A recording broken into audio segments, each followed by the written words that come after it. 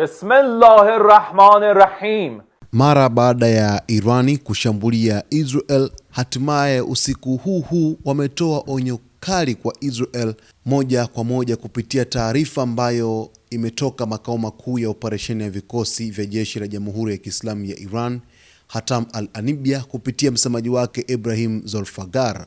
Ripoti inaeleza kwamba Irani imetoa onyo kali kwa Israel baada ya kutekeleza shambulizi la makombora ya balistiki yaliyolenga maeneo ya kaskazini mwa Israel usiku wa leo, ikisema hatua hiyo ni jibu kwa kile ilichokiita kuongezeka kwa mashambulizi ya Israel dhidi ya Lebanon.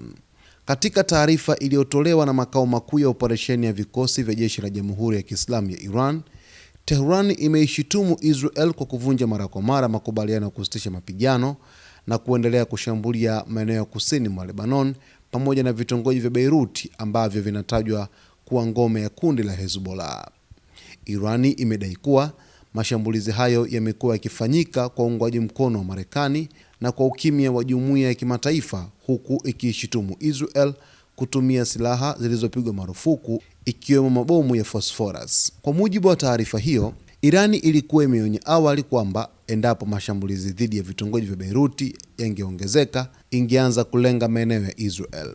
Tehran imesema shambulizi la usiku wa leo limetekelezwa kufuatia kile ilichokieleza kuwa kuvukwa kwa mipaka yote nyekundu na Israel. Irani imeonya kuwa ikiwa Israel itaendelea na mashambulizi yake dhidi ya Lebanon na kujibu mashambulizi ya Iran, itakabiliwa na mashambulizi makubwa zaidi na yenye athari kubwa dhidi yake pamoja na washirika wake.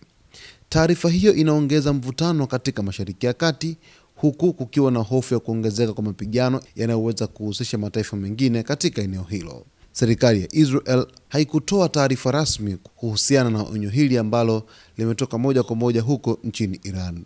Katika taarifa hii ambayo imetolewa na jeshi la Iran, mtazamaji wetu, naomba nikusomee kile ambacho msemaji wa Hatam al-Anibia Ibrahim Zolfaghar amekizungumza. Nanukuu: kwa jina la Mwenyezi Mungu mwingi wa rehema, mwenye kurehemu. Utawala wa Kizayuni unaofanya uchokozi kwa kuvunja mara kwa mara makubaliano ya kusitisha mapigano umeendelea kuongeza maovu yake dhidi ya watu wanaodhulumiwa wa Lebanon siku baada ya siku, kwa idhini na uungwaji mkono wa Marekani inayotenda uhalifu pamoja na ukimya wa jumuiya ya kimataifa. Tangu Ijumaa umekuwa ukitekeleza uhalifu wa kivita kwa kutumia silaha zilizopigwa marufuku ikiwemo mabomu ya phosphorus. Licha ya maonyo ya awali kutoka Jamhuri ya Kiislamu ya Iran, utawala huo wa Kizayuni umevuka mipaka yote nyekundu na kuongeza mashambulizi yake kusini mwa Lebanon, huku ukilenga pia maeneo ya vitongoji vya Beirut. Tulikuwa tayari tumeshafanya uamuzi kwamba ikiwa uhalifu katika vitongoji vya Beirut ungeongezeka, tungeanza kushambulia malengo yaliyoko katika maeneo yanayokaliwa na Israel. Jeshi la Kizayuni lazima lisitishe mashambulizi yake dhidi ya kusini mwa Lebanon na vitongoji vya Beirut. Endapo litaongeza mashambulizi yake katika eneo hilo au kujibu hatua za Iran, litakabiliwa na mapigo makubwa zaidi na ya kusikitisha, na mashambulizi ya uharibifu yataanza dhidi ya utawala huo na wanaounga mkono.